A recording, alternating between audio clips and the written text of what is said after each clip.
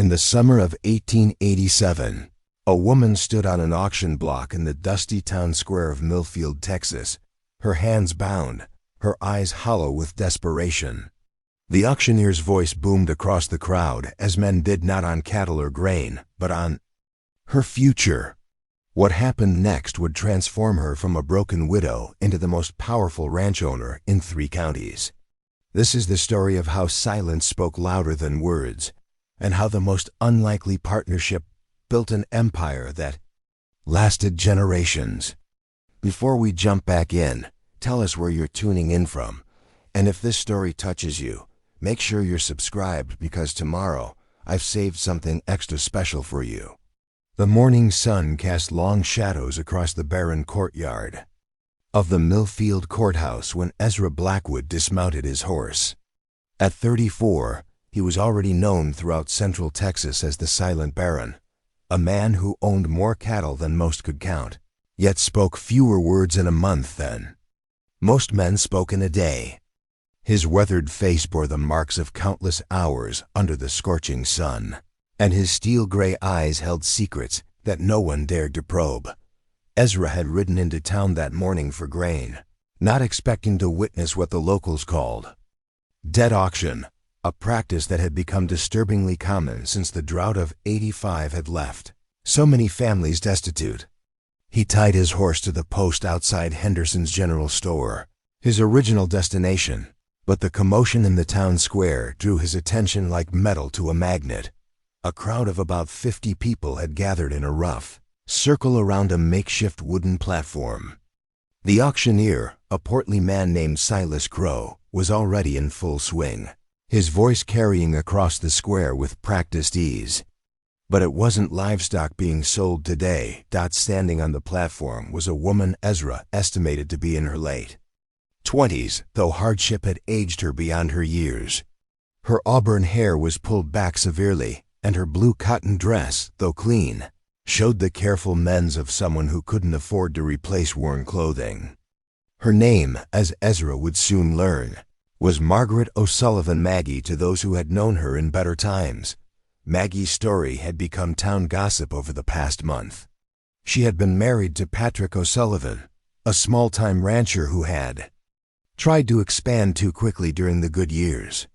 When Patrick died in a cattle drive accident the previous spring, he left behind not just a grieving widow, but debts that exceeded the value of their modest homestead by nearly $300.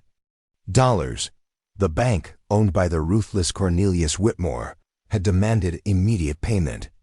When Maggie couldn't produce the money, Whitmore had invoked an old territorial law that allowed creditors to auction off debtors for indentured servitude. As Ezra moved closer to get a better view, he could see the desperation in Maggie's eyes, though she held her chin high with what remained of her dignity.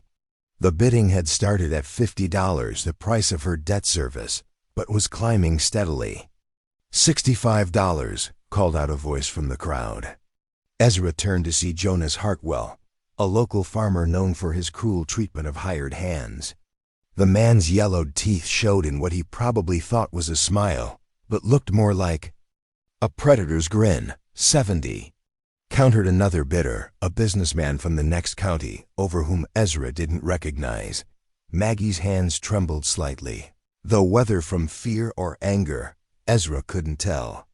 He had seen enough cattle auctions, horse auctions, land auctions to recognize the signs of a bidding war heating up.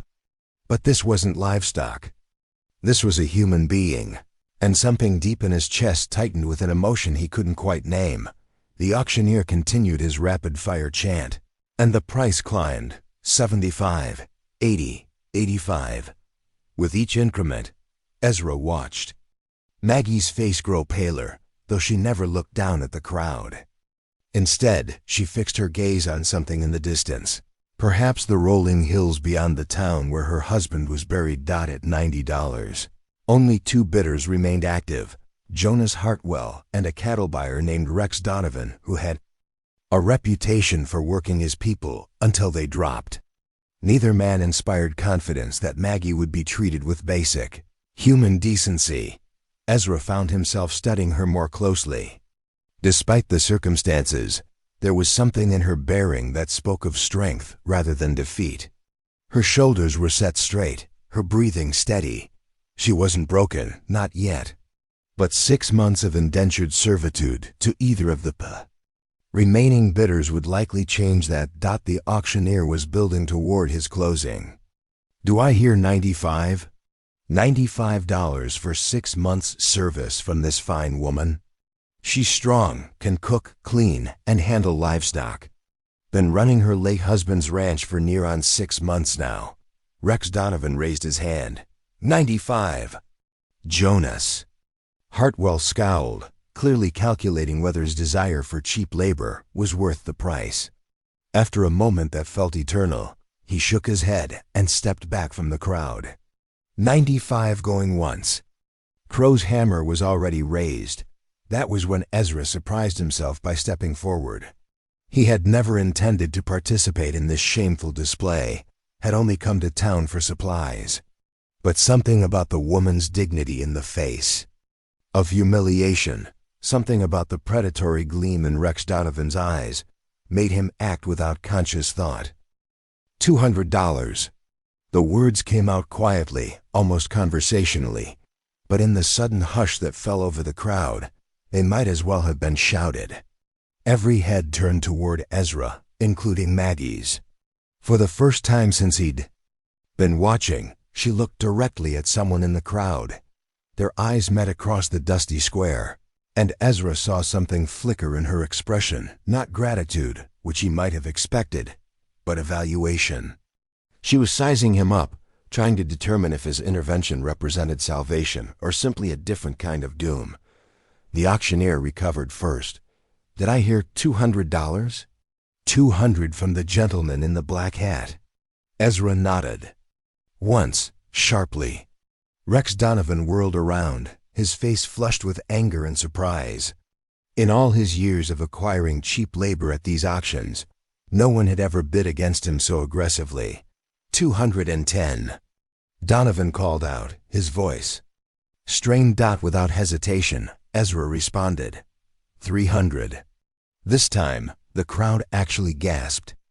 $300 was more than most families in Millfield saw in cash money over the course of an entire year.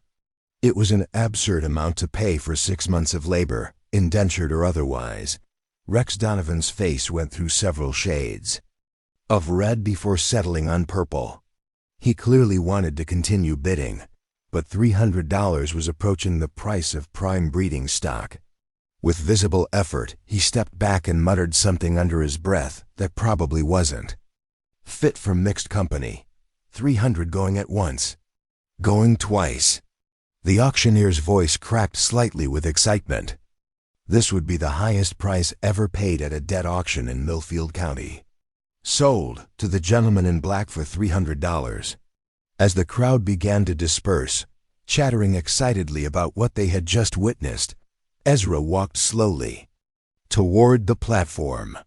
Maggie hadn't moved from her spot, but she tracked his approach with those sharp blue eyes. Up close, he could see the fine lines of worry around her eyes, the calluses on her hands from ranch work, the way she held herself, ready to fight or flee despite her circumstances. She was taller than he had initially thought, probably 5 feet and 6 inches. With the kind of practical strength that came from years of hard work, the auctioneer was approaching with a ledger and bill of sale, ready to complete the transaction. Sir, if you'll just sign here and provide payment, we can transfer custody immediately. Ezra ignored the man for a moment, continuing to study Maggie's face. When he finally spoke, his voice was as quiet as always, but clear enough for her to hear. What's your name? Margaret O'Sullivan, she replied, her voice steady despite everything. Most people call me Maggie. He nodded. I'm Ezra Blackwood. I have a ranch about 15 miles north of here. She waited, clearly expecting him to say more, to explain his actions or outline her duties. When he didn't, she took the initiative. Why did you do that? Bid on me, I mean. It was a fair question, and one that Ezra wasn't entirely sure he could answer. He had acted on instinct, on some combination of outrage at the situation and recognition of something valuable in the woman standing before him. "Seemed like the right thing to do," he said finally. The auctioneer cleared his throat impatiently. "Sir, the paperwork?" Ezra finally turned his attention to the transaction, signing the documents and counting out $300 in gold coins from a leather pouch. The weight of the money seemed to surprise Crow, who had probably expected payment in bills or banknotes. As the legal transfer was completed, Maggie watched every detail with sharp attention. She was memorizing names, faces, amounts, information. That might prove crucial in whatever came next. "The terms are standard," Crow explained to Ezra, though his eyes kept drifting to Maggie, with obvious disappointment that she was leaving with the Silent Baron rather than someone more sociable. 6 months of service in exchange for satisfaction of the debt. She's legally bound to follow reasonable orders and cannot leave your employment without permission. Of course, you're responsible for her room and board during the service period. Ezra pocketed the bill of sale and turned back to Maggie. "Do you have belongings to collect?" "A few things at the hotel. Mrs. Pemberton has been letting me work for a room since ... She gestured vaguely at the auction platform. "Since this became inevitable. Get them. I'll wait." Preparing and narrating this story took us a lot of time, so if you are enjoying it, subscribe to our channel. It means a lot to us. Now back to the story. As Maggie walked toward the hotel, Ezra found himself the subject of intense scrutiny from the lingering crowd. The Silent Baron's unexpected appearance at a debt auction would be talked about for months, probably years. Speculation would run wild about his motives, about what work he intended for the widow, about whether $300 represented generosity or something darker. Ezra had never cared much about town gossip, and he wasn't about to start now. But as he watched Maggie disappear into the hotel, he wondered if he had just made the smartest decision of his life or the most complicated mistake. 20 minutes later, Maggie emerged carrying a single worn carpet bag that appeared to contain everything she owned in the world. She walked directly to where Ezra waited beside his horse, and he was struck again by her composure. Most people in her situation would be weeping, pleading, or at least asking desperate questions about their fate. Maggie seemed to be taking mental inventory of her new reality with the calm assessment of someone planning her next move. "Is that everything?" he asked. "Everything that matters." He untied his horse and began walking toward the edge of town. After a moment's hesitation, Maggie fell into step beside him. They walked in silence through Millfield's dusty streets, past the general store where Ezra had never managed to buy his grain, past the saloon where men were probably already debating the morning's events over whiskey, past the church where Reverend Matthews would undoubtedly find a way to work the auction into his next sermon about moral decay. At the town limits, Ezra stopped beside a small corral where a second horse waited, a sturdy bay mare that looked well cared for despite showing signs of hard use. "Can you ride?" he asked. "I can ride." He handed her the reins, and she swung into the saddle with practiced ease. Whatever else Patrick O'Sullivan had failed to teach his wife about ranching, horsemanship wasn't among his shortcomings. The ride north toward Ezra's ranch began in continued silence, but it wasn't uncomfortable. Both of them seemed content to use the time for thinking rather than talking. The landscape they traveled through told the story of recent hardships, abandoned homesteads, cattle bones bleached white by the sun, dried creek beds that hadn't run water in over a year. About an hour into the journey, as they crested a low hill that offered a view of the surrounding country, Maggie finally spoke. "The Rocking Bee Ranch. That's yours, isn't it?" Ezra glanced at her with surprise. "You know it. Everyone in the county knows about the Rocking Bee. They say you run more cattle than some of the big outfits down in King County. They also say you built it all yourself, starting with nothing. People say a lot of things. Is it true?" He was quiet for so long that Maggie probably thought he wasn't going to answer. When he finally spoke, his words were measured, as if he was unused to discussing his own history. Started with 100 head and a section of land I bought from the railroad. That was 12 years ago. And now? Now I run about 4,000 head across 8 sections. The numbers were impressive, representing success on a scale that most ranchers could only dream about. But Ezra stated them matter-of-factly, without pride or boasting. They were simply facts, like the color of the sky or the direction of the wind. As they continued riding, Maggie found herself studying her new employer from the corner of her eye. Everything about him suggested competence and careful thought. His horse was well-trained and properly cared for. His clothes were practical and well-maintained without being fancy. His equipment showed signs of regular use but was kept in good repair. More importantly, he didn't seem like the kind of man who made impulsive decisions, which meant his intervention at the auction had been calculated, not emotional. The question was, calculated toward what end? They rode through a gap between 2 hills, and suddenly the rocking bee spread out before them like something from a dream. The main house was larger than Maggie had expected, not a mansion, but a substantial 2-story structure built from local stone and timber. Surrounding it were the various buildings that made up a working ranch: bunkhouse, barn, blacksmith shop, storage buildings, and corrals that could hold hundreds of cattle. But what impressed Maggie most was the attention to detail. Everything was well planned and efficiently laid out. The buildings were positioned to take advantage of natural windbreaks and water sources. The corrals were designed for easy movement of livestock.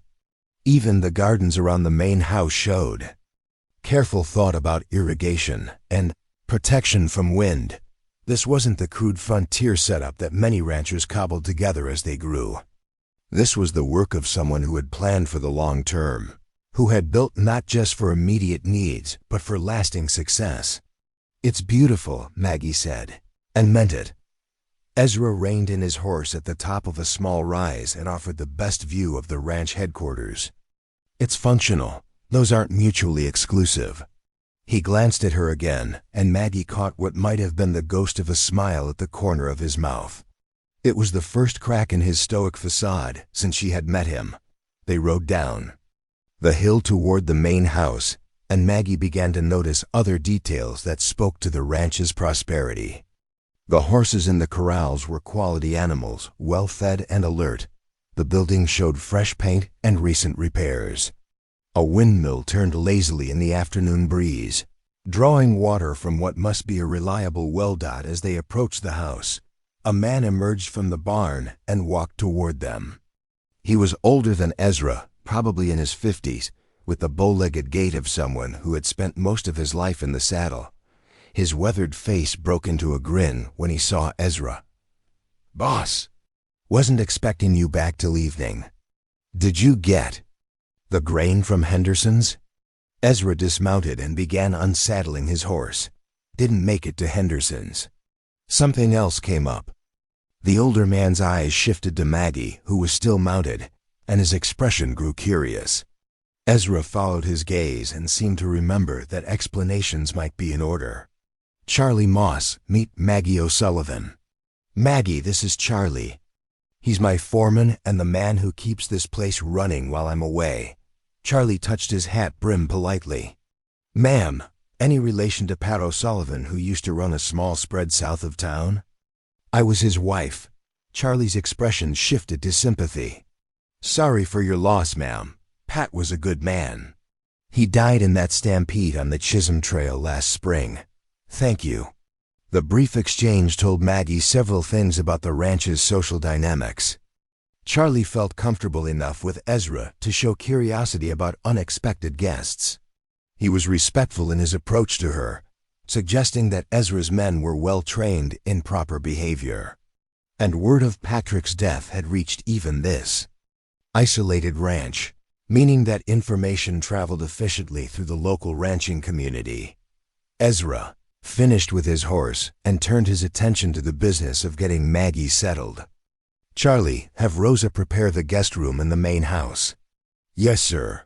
Charlie started toward the house, then paused. "Should I tell the boys we have company for supper?"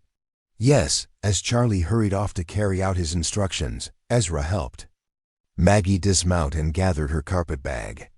The sun was beginning to sink toward the western horizon, painting the ranch buildings in golden light that made everything look even more prosperous and well-managed.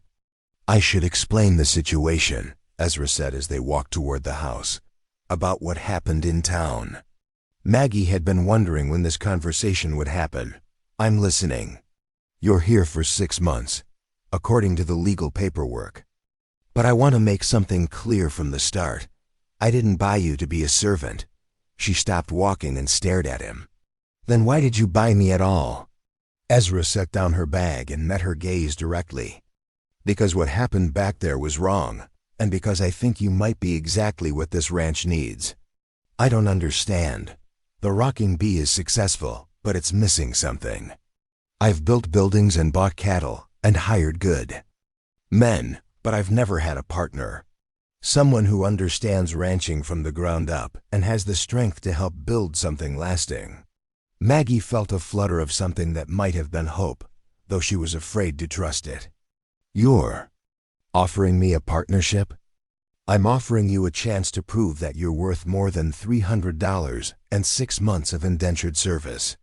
If you can show me that you understand this business and can help make Rocking Bee even more successful, then I'll make you a full partner when the 6 months are up." The offer was so unexpected, so far beyond anything Maggie had dared to hope for, that she found herself speechless.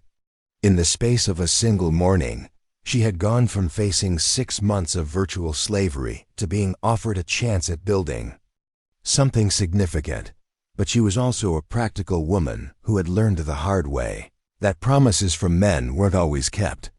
"What if you decide I'm not worth it? What happens after 6 months if you're not satisfied with my contributions?" "Then you'll be free to go wherever you want, and I'll give you enough money to start over somewhere else. $1,000. Free and clear. Now she was certain she had misheard him. $1,000? $1,000. It was a fortune enough to buy a small ranch outright, or to live comfortably for several years while establishing a new life. It was also far more than any reasonable person would offer for 6 months of work, which meant that either Ezra Blackwood was not reasonable, or he saw something in her that she didn't yet see in herself.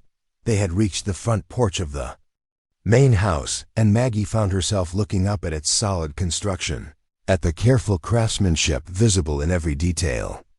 This was a house built by someone who planned for the future, who believed in the permanence of what he was creating. "Why?" she asked simply. Ezra picked up her bag again and started up the porch steps.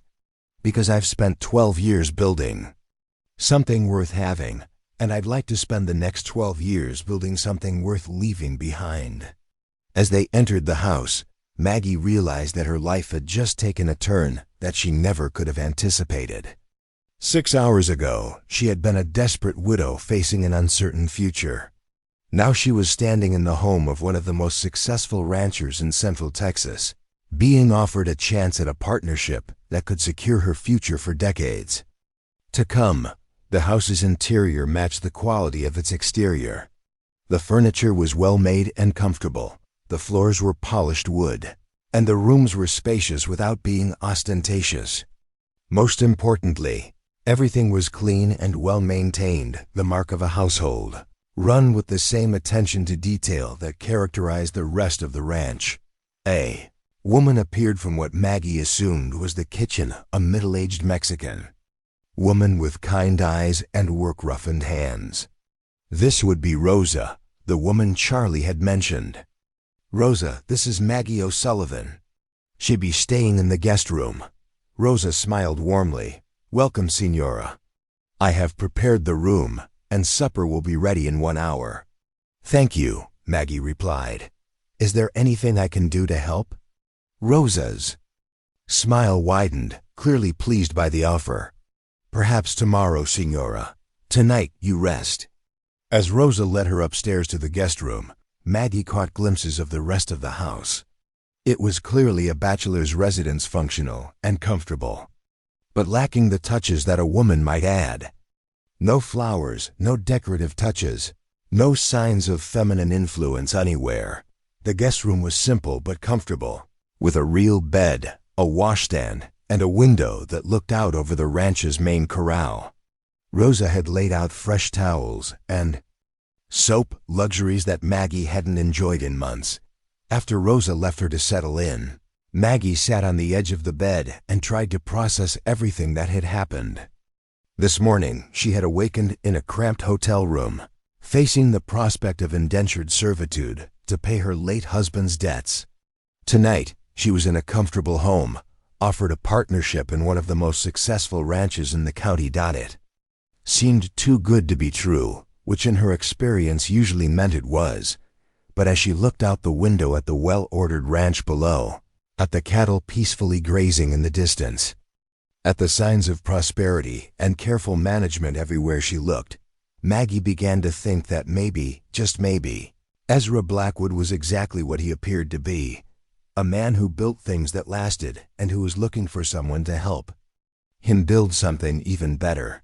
The question now was whether she was strong enough, smart enough, and brave enough to be that someone. Dawn came early to the rocking bee ranch, announced by the distant lowing of cattle and the familiar sounds of men beginning their daily work. Maggie had slept better than she had in months, despite the strangeness of her new circumstances. The guest room bed was the most comfortable she had experienced since before Patrick's death, and the absence of worry about where her next meal would come from had allowed her to rest deeply for the first time in weeks. She dressed quickly in her one remaining work dress, a practical brown cotton garment that had seen better days but was still serviceable, and made her way downstairs.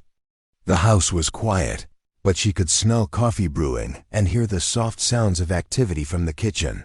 Rosa looked up with surprise when Maggie entered the kitchen. "Buenos dias, Señora. You are awake very early." "I'm used to early mornings. Ranch work doesn't wait for the sun." Maggie gestured toward the coffee pot. "May I?" "Of course. And there are biscuits in the oven, still warm." As Maggie poured herself coffee, real coffee, not the chicory substitute she had grown accustomed to, she looked out the kitchen window at the activity beginning around the ranch buildings. Men were emerging from the bunkhouse, heading toward the barn with the purposeful stride of people who knew exactly what needed to be done. "How many men work here?" she asked Rosa. 12 regular hands plus Charlie and Senator Blackwood.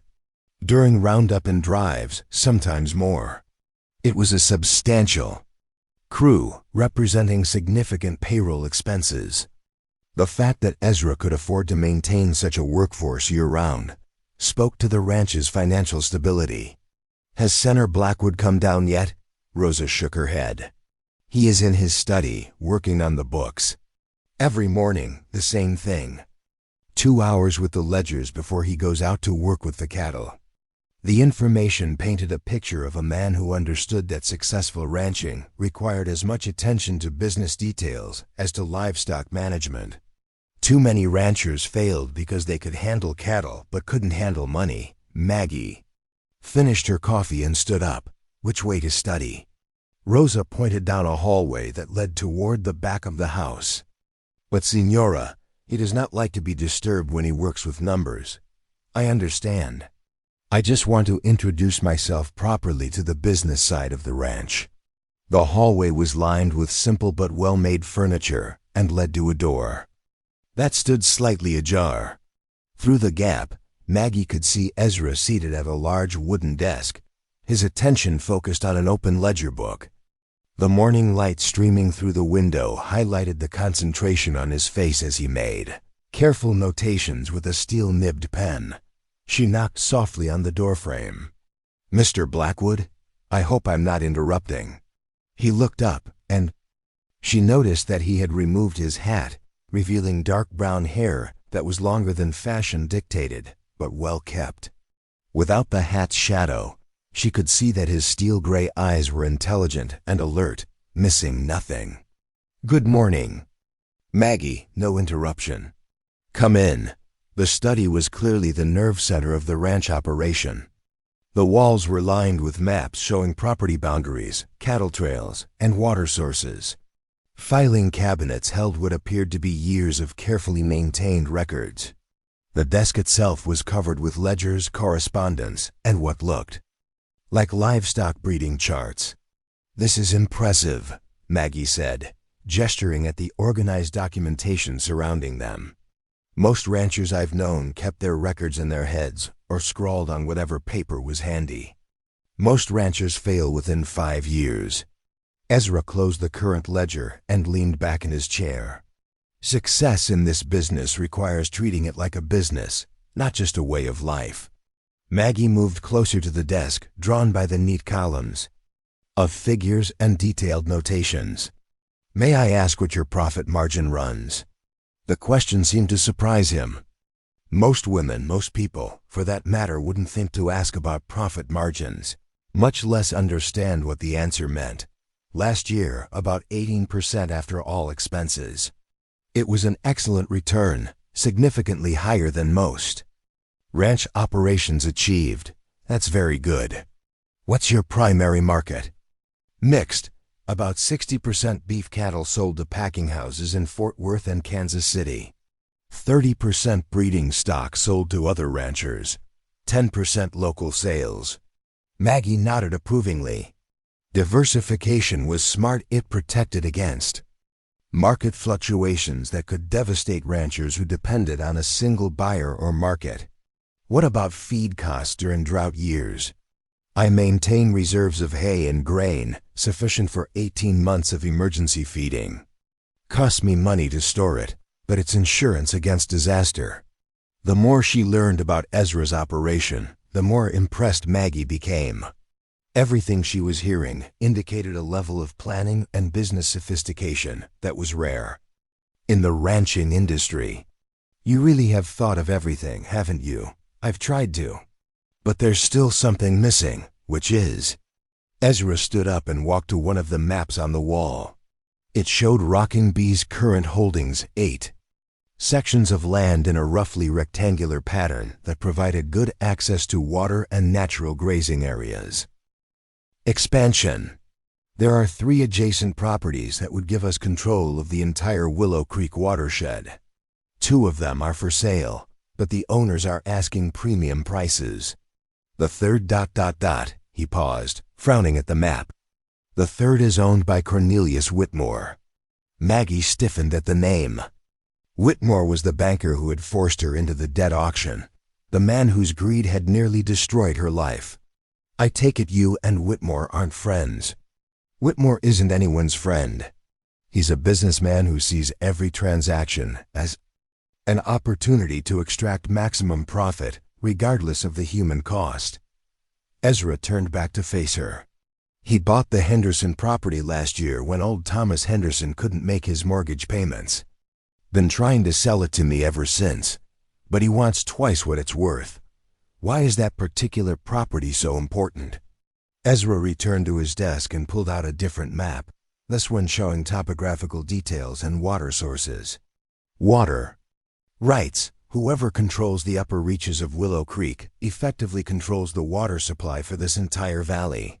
Right now I have to share water with 6 other ranchers downstream. If I owned the Henderson property, I could regulate the flow to ensure adequate water for my cattle during dry years." It was a strategic consideration that went far beyond simple expansion. In Texas, where water was often scarce, controlling water rights was like controlling the future itself. "Have you considered making Whitmore an offer he couldn't refuse?" "What do you mean?" Maggie moved to stand beside the map, studying the property boundaries and water features. "Whitmore is a businessman, like you said, but he's also greedy and impatient. What if you could find a way to make him eager to sell at a reasonable price?" "I'm listening." "How much cattle traffic passes through the Henderson property during roundups and drives?" Ezra considered the question. "Most of the ranchers in this valley move their cattle along the creek bed during drives. It's the most direct route to the railroad. The Henderson property sits right in the middle of that route. So if someone were to restrict access through that property, it would cause significant problems for the local ranchers. It would force them to add 2 or 3 days to their drives, going around through rougher country. Could cost them hundreds of dollars per drive in additional expenses. Maggie smiled for the first time since Ezra had met her. It transformed her face completely, revealing the beauty that hardship and worry had been masking. And if those ranchers were to band together and pressure their bank, which happens to be Whitmore's bank, to find a solution to the access problem. Ezra stared at her for a moment, then began to smile himself. You're suggesting that I orchestrate a situation where Whitmore's banking customers pressure him to sell the Henderson property. I'm suggesting that sometimes the best way to negotiate with a greedy man is to make him realize that his greed is costing him more than it's gaining him. It was a clever strategy, one that would require careful planning and coordination with the other ranchers. But it had the potential to solve the Henderson property problem without paying Whitmore's inflated asking price. That's actually brilliant. I learned a few things about business during the years Patrick was trying to expand our ranch. Most of the lessons came from watching him make mistakes, but some came from figuring out how to fix those mistakes. There was a knock at the study door, and Charlie Moss appeared. Boss? Sorry to interrupt, but we've got a situation with the south pasture fence. Looks like someone cut the wire during the night. Ezra's expression immediately turned serious. Fence cutting was a serious matter on the frontier. It often indicated conflicts between ranchers over grazing rights or water access, and it could quickly escalate into violence. How much damage? About a quarter mile of fence down. Someone also drove off about 50 head of our cattle. Billy found tracks leading east toward the Whitmore property. Maggie saw Ezra's jaw tighten at the mention of Whitmore's name. This was clearly not the first time the banker had caused problems for the Rocking Bee. Round up 6 men and meet me at the south gate in 10 minutes. We're going to get those cattle back. Charlie nodded and hurried away. Ezra began gathering his gun belt and hat, preparing to deal with what could become a dangerous confrontation. Take me with you, Maggie said suddenly. Ezra paused in the act of buckling on his gun. This isn't a social ride. There could be trouble. I can handle trouble, and I can handle cattle. An extra rider might be useful. It's not your fight, isn't it? You paid $300 for 6 months of my service. Well, this is the kind of service I'm best qualified to provide. Ezra studied her face, clearly weighing the risks against the potential benefits. Finally, he nodded. Can you shoot? I can shoot. Get a rifle from the gun case in the hall. And wear something warmer. It's going to be a long day. 20 minutes later, Maggie found herself riding alongside Ezra and 6 of his men toward the south pasture. The morning was crisp and clear, with the kind of visibility that would make tracking stolen cattle relatively easy. She had borrowed a heavier coat from Rosa and was carrying a Winchester rifle that had seen use but was well maintained. The other riders had accepted her presence without comment, though she could sense their curiosity. Women didn't typically participate in cattle recovery operations, especially operations that might involve armed confrontation. The damaged fence was exactly as Charlie had described: wire cleanly cut in multiple places, posts pulled down, and clear evidence that cattle had been driven through the gaps. The tracks leading away from the scene were fresh and easy to follow. Professional job, observed one of the riders, a lean man named Jake Morrison. Whoever did this knew what they were doing. Ezra dismounted and examined the cut wire more closely. Too clean for wire cutters. Someone used bolt cutters or a similar tool. That's expensive equipment for casual mischief, Maggie commented. This was planned. The tracking took them across several miles of rolling grassland, following a clear trail of cattle hoofprints and horse tracks. The stolen cattle had been driven at a steady pace, not rushed, suggesting that the thieves weren't worried about immediate pursuit. As they crested a hill that offered a view of the surrounding country. One of the riders pointed toward a cluster of buildings in the distance. There's smoke coming from the Henderson property. Ezra pulled out a pair of field glasses and studied the distant buildings. After a moment, he handed the glasses to Maggie. "What do you see?" Maggie adjusted the focus and examined the scene carefully. The Henderson property had been abandoned since old Thomas Henderson lost it to Whitmore, but there was definitely activity around the main barn. I count at least 4 men, and there are cattle in the corral that weren't there yesterday. Our cattle? Hard to tell from this distance, but the timing is suspicious. Ezra took back the glasses and made his own assessment. We'll need to get closer for positive identification, but this is looking like more than simple rustling. They approached the Henderson property carefully, using natural cover to avoid detection. As they got closer, it became clear that the operation was more sophisticated than typical cattle theft. The men working around the barn were changing brands using running irons to alter the rocking bee brand into something that would be harder to identify. "That's definitely our cattle," whispered Charlie, who had been with the rocking bee long enough to recognize individual animals from a distance. Ezra counted the men visible around the barn. 4 that we can see, but there might be more in the buildings. We need to assume they're armed and willing to fight. "What's the plan, boss?" asked Jake. Before Ezra could answer, Maggie spoke up. "If I could get close to the corral from the east side, I could open the gate and scatter the cattle. In the confusion, you could move in and take the rustlers without risking the livestock."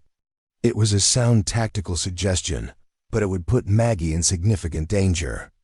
If the rustlers spotted her before she could open the gate, she would be trapped with no cover and no backup. "Too risky," Ezra said firmly. "Less risky than a direct assault on fortified positions." "She's got a point, boss," Charlie said reluctantly. "If we try to take them head on, they'll have time to fort up in the barn. Could turn into a long siege."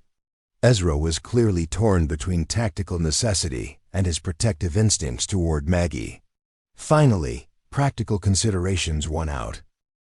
"All right, but you wait for my signal before you move. And if anything goes wrong, you get out of there and don't worry about the cattle." The plan required careful timing and coordination. Maggie worked her way around to the east side of the property while Ezra and his men positioned themselves for the assault. The terrain offered reasonable cover, and she was able to get within 50 yards of the cattle corral without being detected. From her position, she could see that the rustlers had indeed been busy. Several of the cattle showed evidence of recent brand alteration, and there were tools scattered around that confirmed the rebranding operation. She also noticed something that the men hadn't seen from their distant observation point. One of the rustlers was Cornelius Whitmore himself, the banker, was supervising the operation from horseback, giving orders to the other men with the authority of someone in charge. This wasn't just cattle rustling, it was a deliberate attempt to steal rocking bee livestock and obscure the evidence of the theft.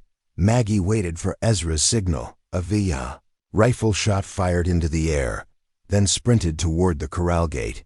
The cattle, already nervous from the unusual activity, began moving restlessly as she approached.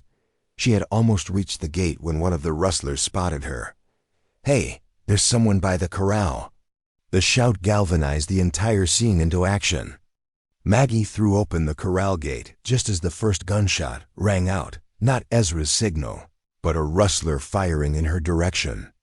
The bullet whistled past her head as she dove for cover behind a water trough.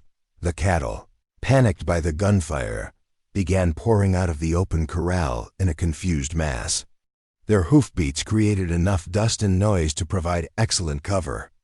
For Ezra and his men, who came charging in from 3 different directions, the gun battle was brief but intense. The rustlers, caught off guard by the coordinated assault and blinded by the dust from the scattered cattle, couldn't maintain organized resistance.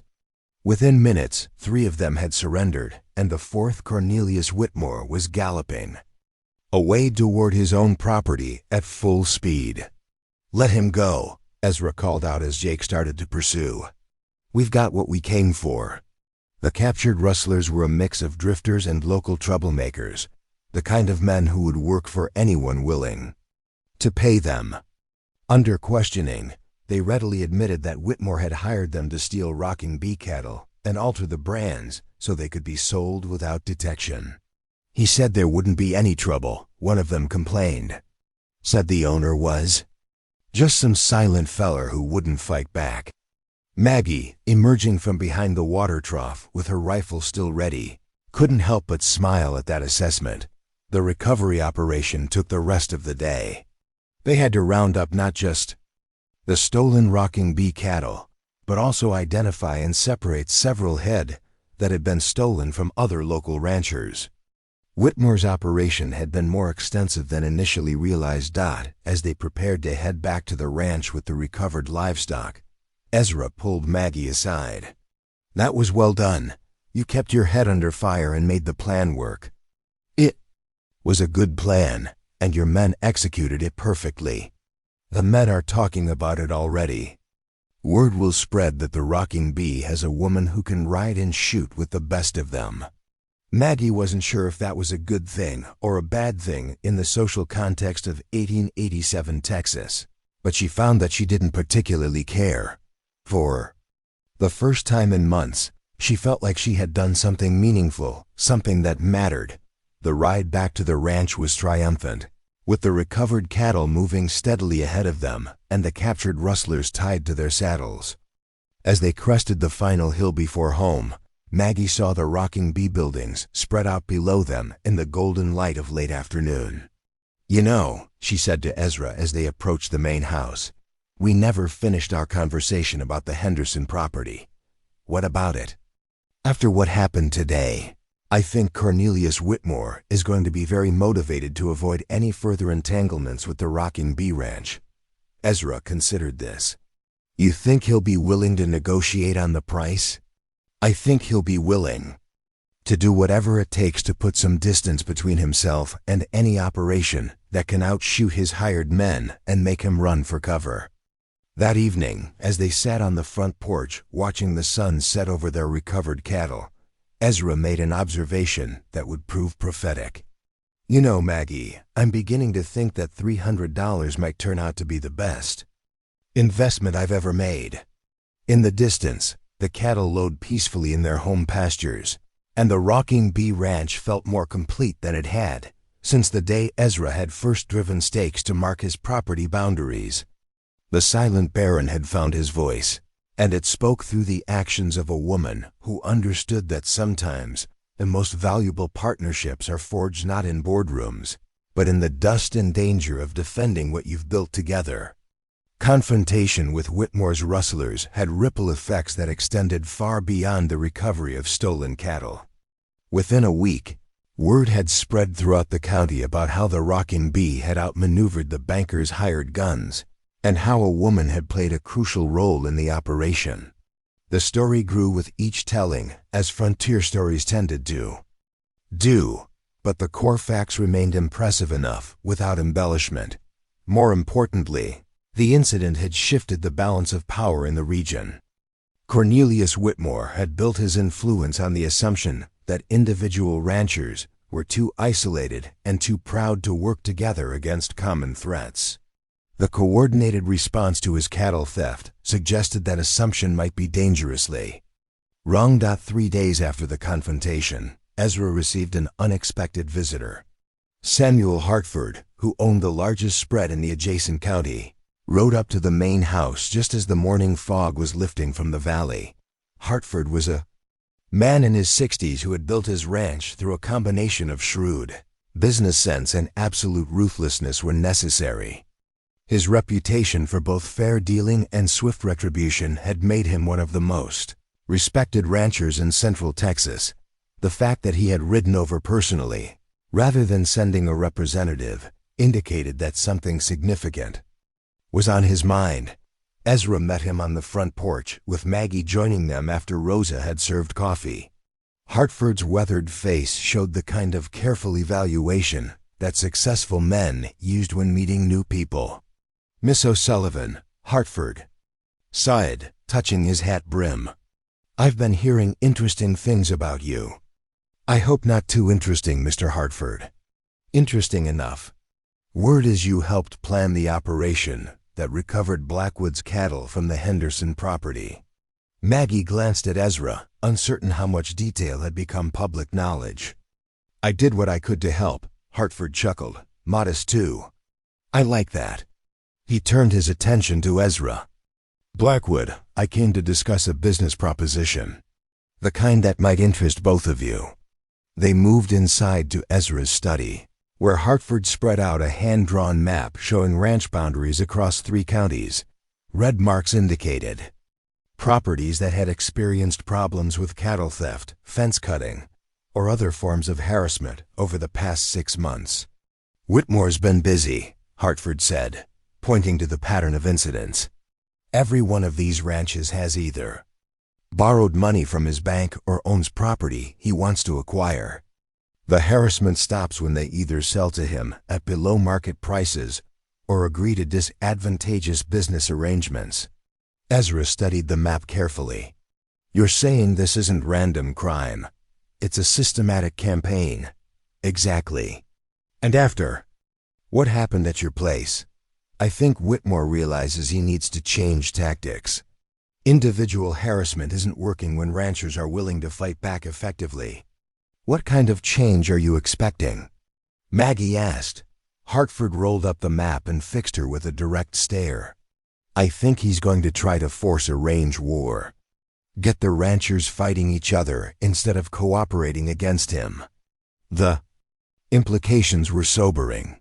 Range wars in Texas had a history of escalating quickly and brutally, often lasting for years and devastating entire regions. If Whitmore could manipulate local ranchers into conflict with each other, he could acquire their properties for a fraction of their value when the survivors finally sued for peace. How do we stop it? Ezra asked. We don't just stop it, we turn the tables on him. Hartford pulled out a second map, this one showing railroad routes and planned expansions.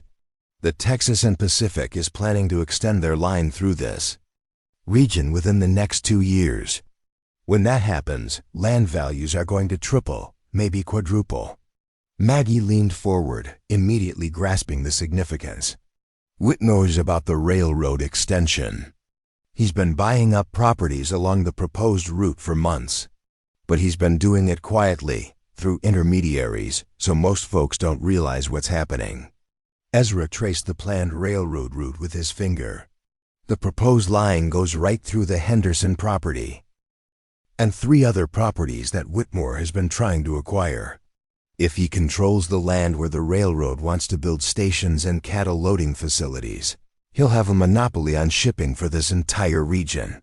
It was an ambitious scheme that could make Whitmore one of the wealthiest men in Texas, but it depended on his ability to acquire the remaining properties he needed, and the recent setback at the Henderson place had complicated that timeline. What exactly are you proposing? Maggie asked. Hartford smiled, and for the first time, it wasn't entirely pleasant.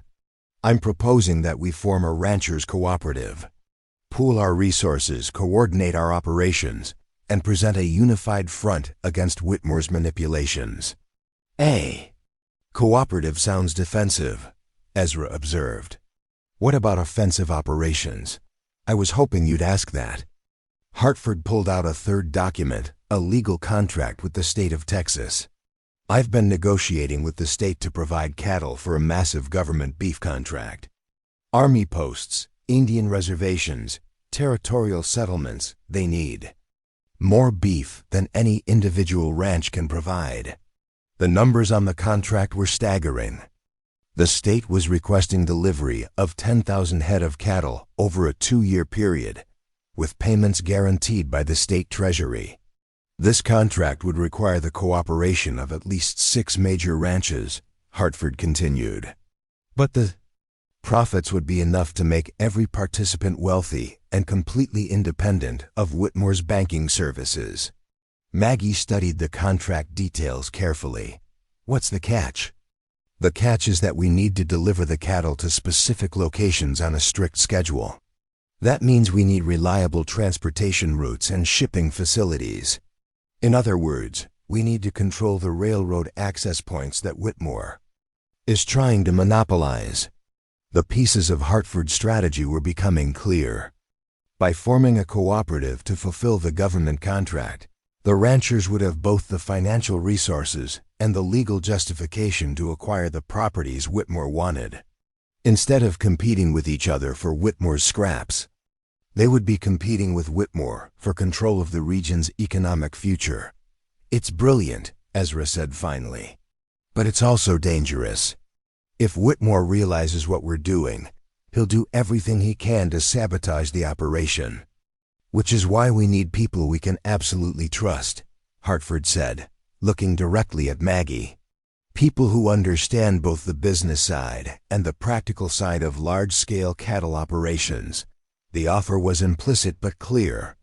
Hartford was inviting Maggie to play a central role in coordinating the cooperative's operations. It was an opportunity that went far beyond her partnership arrangement with Ezra. It was a chance to become a major power broker in the regional cattle industry. I'll need to think about this, Maggie said. Of course. But don't think too long. Whitmore won't wait for us to get organized. After Hartford left, Ezra and Maggie spent the rest of the morning discussing the implications of his proposal. The potential rewards were enormous, but so were the risks. Failure could mean not just financial ruin, but the kind of violent conflict that had scarred other parts of Texas for decades. What's your instinct telling you? Ezra asked as they walked through the ranch's main corral, watching his men work with a group of young horses. My instinct is telling me that this is exactly the kind of opportunity that Patrick always dreamed about, but never had the resources to pursue. And now I'm in partnership with someone who has the resources, the reputation, and the intelligence to make it work. That afternoon brought unexpected developments that would test their resolve. A messenger arrived from town with news that Cornelius Whitmore had filed a complaint with the county sheriff, claiming that the Rocking Bee had stolen cattle from his property and assaulted his employees. The accusation was legally absurd. Everyone in the county knew that Whitmore had been using the Henderson property for illegal activities, but it represented a dangerous escalation. If Whitmore could convince the sheriff to arrest Ezra or his men, it would cripple the ranch's operations and send a message to other ranchers about the consequences of opposing the banker. Sheriff Morrison is basically honest, Ezra said, reading the message, but he's also cautious. If Whitmore can present what looks like evidence of wrongdoing, Morrison might feel obligated to investigate. Maggie was already moving toward the door. Then we need to get to town before Whitmore has time to manufacture that evidence. The ride to Millfield took them through some of the most beautiful country in central Texas, rolling hills covered with native grasses, stands of oak and mesquite providing shade and windbreaks, and clear streams that supported both wildlife and livestock. It was the kind of landscape that made men dream of building something permanent, something that would last for generations. But the natural beauty couldn't distract from the serious business that brought them to town. As they approached Millfield's main street, they could see unusual activity around the sheriff's office. Several horses were tied outside, and men were gathered in small groups, talking in the intense way that indicated significant news was being discussed. Sheriff Morrison was a tall, spare man in his 50s who had maintained law and order in Millfield County through a combination of fairness, competence, and absolute refusal to be intimidated by anyone. He looked up with relief when Ezra and Maggie entered his office. "Ezra, glad you're here. We need to talk about this complaint Whitmore filed." "I figured we might." Morrison gestured toward chairs in front of his desk.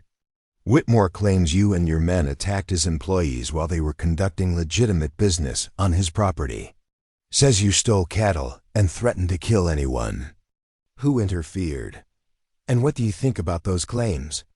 I think Cornelius Whitmore is a lying snake who would sell his own mother if the price was right.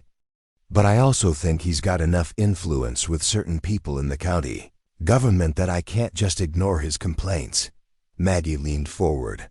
What kind of evidence has he presented? Morrison pulled out a folder containing several documents. Affidavits from 3 men claiming they were hired to guard cattle on the Henderson property. All 3 swear that you attacked without provocation and stole livestock that rightfully belonged to Whitmore. Did any of these men mention that they were altering brands on stolen cattle when we arrived? Funny thing about that, Whitmore says the men were rebranding cattle that he had legitimately purchased from various ranchers. Says he has bills of sale to prove it. Ezra and Maggie exchanged glances. If Whitmore had manufactured false bills of sale, it would be difficult to prove the cattle had been stolen without conducting a detailed investigation that could take weeks or months. Sheriff, Maggie said carefully, what would you say if I told you that we have a witness who can testify that Whitmore personally participated in the cattle theft? Morrison's eyebrows went up. I'd say that's a very serious accusation. I'd also say that I'd need to hear from this witness directly. What if the witness was afraid to come forward because of Whitmore's influence in the community? Then I'd have to wonder why they'd be willing to talk to you but not to me. Maggie stood up and walked to the window, looking out at the street, where several of Whitmore's associates were loitering with obvious intent to observe who came and went from the sheriff's office. Sheriff, how long have you known me? Well, I've known you since you married Patrick O'Sullivan, but I'd say I've really gotten to know you since. He paused, clearly uncertain how to refer to the debt auction. Since I was sold like a piece of livestock to pay my husband's debts. That's a harsh way to put it. It's an accurate way to put it. And in the week since then, I've learned more about how this county really works than I learned in all the years I was married to Patrick. She turned back to face Morrison directly. The witness I mentioned is me. I saw Cornelius Whitmore directing the cattle theft operation personally. I can describe exactly what he was wearing, which horse he was riding, and what orders he gave to his men. Morrison leaned back in his chair, clearly surprised by this revelation. You're willing to testify to that in court? I'm willing to testify to that anywhere you want. But I'm also willing to bet that if word gets out that I'm going to testify, I'll have an unfortunate accident before any trial takes place. The sheriff was quiet for a long moment, clearly weighing the legal and practical implications of Maggie's testimony. Finally he spoke. If you're willing to make a formal statement, I can hold Whitmore for questioning while I investigate the theft allegations. But you're right about the danger. If he thinks you're a threat to his operations, he'll try to eliminate that threat. Ezra spoke for the first time since the conversation had begun. What if we could provide protection for Maggie while also gathering additional evidence against Whitmore? What kind of additional evidence? The kind that would make it impossible for him to continue operating in this county. Morrison studied Ezra's face carefully. You're talking about something more than just cattle theft, aren't you? I'm talking about a pattern of criminal activity that goes back months, maybe years. Theft, extortion, conspiracy, fraud, the whole range of crimes that Whitmore has been using to acquire property and eliminate competition. And you think you can prove all of this? I think that if the right people started talking, and if they felt safe enough to tell the truth, the evidence would be overwhelming. The sheriff was quiet again, clearly torn between his duty to enforce the law and his recognition that the law alone might not be sufficient to deal with someone as well connected as Cornelius Whitmore. Finally, he made his decision.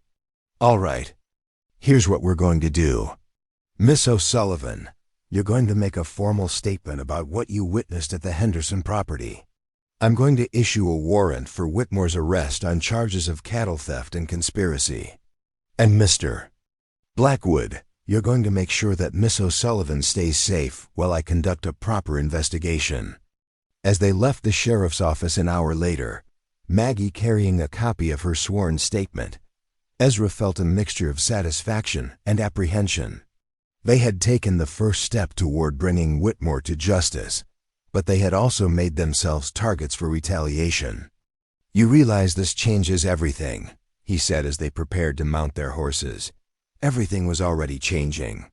We're just making sure it changes in the right direction." The ride back to the ranch was tense, with both of them constantly scanning the surrounding countryside for signs of ambush. Whitmore's influence extended throughout the county, and his willingness to use violence had been clearly demonstrated. But they reached the Rocking Bee without incident, and Ezra immediately called a meeting of all his men in the main corral. As the sun began to set behind the western hills, he outlined the situation to his assembled crew. The faces that looked back at him were serious but not fearful. These were men who had chosen to work for the Rocking Bee because they respected Ezra's leadership and trusted his judgment. "From now until this business with Whitmore is settled, we operate under wartime conditions," Ezra concluded. "No one travels alone. No one goes to town without being armed. And everyone keeps their eyes open for trouble." Charlie Moss, speaking for the group, responded with characteristic directness. "Boss, we knew this fight was coming sooner or later. Whitmore's been pushing too hard for too long. We're with you and Miss Maggie, whatever it takes." As the men dispersed to their evening duties, Maggie found herself standing beside Ezra on Kwangwon, the porch of the main house, looking out over the ranch that had become her home. The peaceful scene, cattle grazing in the distance, horses moving quietly in the corrals.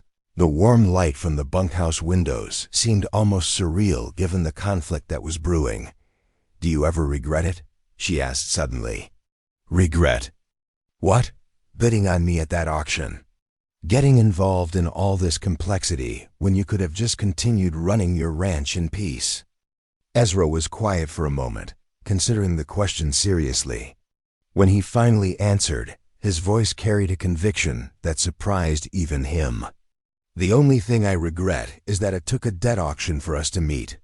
Everything else, the partnership, the conflict with Whitmore, the opportunity with Hartford's cooperative, everything else feels like it was always meant to happen." In the distance, a coyote called from the hills, and another answered from across the valley. The sound was wild and free, a reminder that despite all the complications of human ambition and conflict, this was still a land where determined people could build something lasting. Tomorrow would bring new challenges, new dangers, and new opportunities. But tonight, the Rocking Bee Ranch felt like home, and Maggie O'Sullivan felt like she had finally found her place in the world. The first attempt on Maggie's life came 3 days after she filed her statement with Sheriff Morrison. She was riding alone to check fence lines in the eastern pasture, routine task that had never required armed escort before Whitmore's escalation. The shot came from a cluster of rocks about 200 yards away, the bullet whining past her ear close enough that she felt the wind of its passage. Maggie's immediate response surprised even herself. Instead of fleeing in panic, she spurred her horse toward the rocky outcrop where the shooter was hidden. Years of living with Patrick's dangerous optimism had taught her that sometimes the only way out of trouble was straight through it. The second shot missed by a wider margin, suggesting that the gunman was either poorly trained or unnerved by her aggressive response. By the time she reached the rocks, hoofbeats were already fading in the distance as the would-be assassin fled toward the county road. She found brass, cartridges, and boot prints that told a clear story. One man using a rifle of decent quality, but lacking the marksmanship skills to make an effective ambush. More telling was what she didn't find: no attempt to conceal the shooting position, no evidence of careful planning or professional execution. "Amateur," she muttered, examining the carelessly scattered evidence. "Whitmore's getting desperate if this is the best he can hire." When she returned to the ranch house and reported the incident, Ezra's reaction was immediate and decisive. Within an hour, he had doubled the guard rotations and established a communication system using mirror signals that would allow ranch hands to summon help from anywhere on the property. But Maggie's close call had broader implications than just personal security. Word of the assassination attempt spread quickly through the local ranching community, carried by the network of riders, suppliers, and seasonal workers who connected the scattered homesteads. The reaction was exactly what Hartford had predicted. Instead of intimidating other ranchers into submission, Whitmore's escalation was driving them toward unified resistance. 2 days after the shooting, representatives from 6 major ranches gathered at the Rocking Bee to formalize Hartford's cooperative proposal. The meeting took place in the largest barn, with guards posted at every approach and weapons within easy reach of every participant. The assembled men represented some of the most successful cattle operations in Central Texas, besides Hartford and Ezra. There was William Crane from the Double C Ranch, Marcus Thompson from the Bar T, Dutch Hendricks from the Lazy H, James Porter from the Circle P, and Robert McLean from the Broken M. Together, they controlled more than 60,000 head of cattle and nearly 200 sections of prime grazing land. "Gentlemen," Hartford began, standing before a large map that showed all their combined holdings, "we're here because we've reached a point where individual action is no longer sufficient. Whitmore has made it clear that he's willing to use any means necessary to acquire control of this region's cattle industry." Marcus Thompson, a gruff man in his 50s who had built his ranch through sheer stubborn determination, gestured toward Maggie, who was seated beside Ezra taking notes. "No disrespect intended, Miss O'Sullivan, but are we really discussing confidential business matters in front of ... in front of the woman who identified Whitmore as personally directing cattle theft operations?" Ezra's voice was quiet but carried an edge that made Thompson reconsider his words. "The woman who nearly died 3 days ago because she was willing to testify against him. I'd say she's earned the right to participate in any discussion about stopping him." Dutch Hendricks, whose ranch bordered the proposed railroad route, nodded agreement. "Besides, from what I hear, Miss O'Sullivan understands the business side of ranching better than most men I know." "That's exactly right," Hartford said, taking control of the conversation before it could become contentious. "Which is why I'm proposing that she coordinate the cooperative's operations. We need someone who can manage the logistics of combining our herds, scheduling drives, and interfacing with government buyers." The suggestion created a moment of stunned silence. The idea of a woman holding such a position was almost unprecedented in the ranching industry, despite the crucial roles that many women played in ranch operations. James Porter, whose Circle P Ranch was known for innovative breeding programs, was the first to speak. "Can she handle the job?" Instead of answering for her, Ezra gestured for Maggie to respond herself. "Mr. Porter," she said, standing and moving to the map, "your ranch specializes in breeding operations, correct?" "That's right." "How many breeding bulls do you maintain, and what's your average calving rate?" Porter looked surprised by the specificity of the question. 15 bulls, about 85% calving rate. Maggie made a quick notation on the paper in front of her. "At current market prices, that means your breeding operation generates approximately $12,000 in revenue annually, assuming you're selling surplus stock at premium rates." She turned to Dutch Hendricks. "Mr. Hendricks, your ranch is positioned along 3 major water sources. How much of your grazing capacity do you lease to neighboring ranchers during dry years?" Hendricks stared at her for a moment before answering. "About 30%, brings in maybe $4,000 a year, which means you could potentially double that income by coordinating water access through a cooperative arrangement." She moved to indicate different sections of the map. "Mr. Thompson, your ranch has the best access to the county road system. Mr. McLean, you have the largest holding pens in the region. Mr. Crane, your ranch is closest to the proposed railroad terminus." She stepped back and faced the assembled ranchers. "Individually, you're all successful operations. But if we coordinate your collective advantages, breeding expertise, water access, transportation routes, Holding facilities and strategic location, we can create an integrated system that's worth far more than the sum of its parts. The room was quiet as the men absorbed the implications of what she had outlined. Maggie had just demonstrated a grasp of their combined operations that went beyond simple knowledge. She understood how to integrate their separate strengths into a unified competitive advantage. William Crane finally broke the silence. "Miss O'Sullivan, what kind of organizational structure are you envisioning?" Maggie spread out a document she had prepared the night before. "A formal partnership with shared ownership of certain assets and coordinated decision-making for major operations. Each ranch maintains independence for day-to-day activities, but we act as a unified entity for purchasing, marketing, and strategic planning." "What about profit distribution?" asked McLean. "Based on contribution rather than simple ownership." "Percentage. If Thompson provides transportation for a cattle drive, he gets a larger share of that operation's profits. If Hendricks provides water access during a drought year, his compensation reflects the value of that resource." Hartford smiled as he watched the other ranchers' expressions. Maggie was making his cooperative proposal sound not just feasible, but inevitable. "There's one more aspect we need to discuss," she continued. "Defense. Whitmore's harassment campaign won't stop just because we've formed a cooperative. If anything, he'll escalate his efforts to break us up before we can consolidate our position."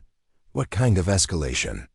asked Porter. "Range war," Ezra said simply. "He'll try to provoke conflicts between member ranches or between the cooperative and smaller ranchers who aren't part of the alliance." Thompson's expression darkened. "If he wants a range war, he can have one. My boys know how to fight." "Fighting isn't the answer," Maggie said firmly. "War destroys value, and destroyed value is exactly what Whitmore wants. When the shooting stops, he'll be there to buy up the survivors' properties at distress prices." "Then what do you suggest?" asked Hendricks. Maggie walked to the map and pointed to a specific location. "We make him fight the battle on our terms, not his." The location she indicated was the town of Cedar Creek, a small settlement about 20 miles south of Millfield. Cedar Creek served as a shipping point for several smaller ranchers who couldn't afford to drive their cattle all the way to the major rail terminals. "Cedar Creek sits right in the middle of the proposed railroad extension," she explained. "Whitmore's been trying to acquire the shipping rights there for months, but the current operator, Joshua Freeman, has been holding out for a better price." "Freeman's stubborn," Crane observed. "But he's also old and tired. Word is he's finally ready to sell, which creates an opportunity," Maggie continued. "If we can acquire the Cedar Creek shipping rights, we control access to railroad transportation for this entire region. Whitmore can steal cattle and harass individual ranchers all he wants, but he can't operate a large-scale business without reliable shipping." The strategic implications were immediately clear to everyone in the room. Control of shipping meant control of the market, and control of the market meant the power to dictate terms to everyone else in the region. "How much would Freeman want?" "For the operation?" asked Hartford. "Probably $30,000, Ezra replied. "It's a substantial investment, but split among 6 ranches, it's manageable." "And if Whitmore tries to outbid us?" asked McLean. Maggie smiled, and there was something predatory in the expression. "Then we make sure he understands that owning shipping rights won't help him if he doesn't have any cattle to ship." The meeting continued for another 2 hours, working through the details of the cooperative agreement and the strategy for acquiring Cedar Creek. By the time the ranchers departed, they had established a formal partnership, appointed Maggie as operational coordinator, and committed to a coordinated bid for the shipping rights. But as the last of the visitors rode away from the rocking bee, Ezra found himself wondering if they had just solved their problems or created bigger ones. Cooperative ventures sounded good in theory, but managing the egos and conflicting interests of 6 successful ranchers would be a challenge that tested even Maggie's considerable diplomatic skills. His concerns proved prophetic within the week. The first sign of trouble came when Marcus Thompson arrived at the ranch in a fury, claiming that Dutch Hendricks had violated their water-sharing agreement by restricting access to Willow Creek during a brief dry spell. That Dutch son of a Thompson caught himself before finishing the curse in front of Maggie, but his anger was unmistakable. "We had an agreement about emergency water access, and the first time I need it, he claims his cattle have priority." Maggie listened patiently as Thompson outlined his grievances, then asked for specific details about the timing and circumstances of the water restriction. It quickly became clear that the problem wasn't deliberate sabotage, but rather a miscommunication about what constituted an emergency situation. "Mr. Thompson," she said finally, "did you notify Mr. Hendricks that you were invoking the emergency access provision?" "I shouldn't have to notify him. He should have seen that my cattle needed water. The agreement requires 48 hours notice for emergency access, except in cases of immediate life-threatening drought. A 3-day dry spell doesn't qualify as life-threatening." Thompson's face reddened. "Are you taking his side?" "I'm reading the agreement that you signed 6 days ago." Maggie pulled out a copy of the cooperative contract and pointed to the relevant section. "If you want to modify the emergency provisions, we can call a meeting of all partners. But right now, Mr. Hendricks acted within the terms of our agreement." The confrontation was diffused, but it highlighted the challenges of managing a partnership among men who were accustomed to making independent decisions. Over the following days, similar disputes arose over grazing boundaries, equipment sharing, and scheduling conflicts. Each incident was minor in isolation, but collectively they threatened to undermine the cooperative before it could accomplish its primary objectives. Maggie found herself spending most of her time mediating disputes rather than coordinating operations, and she began to understand why so many business partnerships failed. The situation came to a head when William Crane accused James Porter of deliberately sabotaging a joint cattle drive by providing inferior bulls for breeding purposes. The accusation was serious enough to threaten the entire partnership, and it required immediate attention. Maggie called an emergency meeting at the Rocking Bee, but this time she took a different approach. Instead of trying to arbitrate the dispute, she laid out the financial consequences of partnership failure.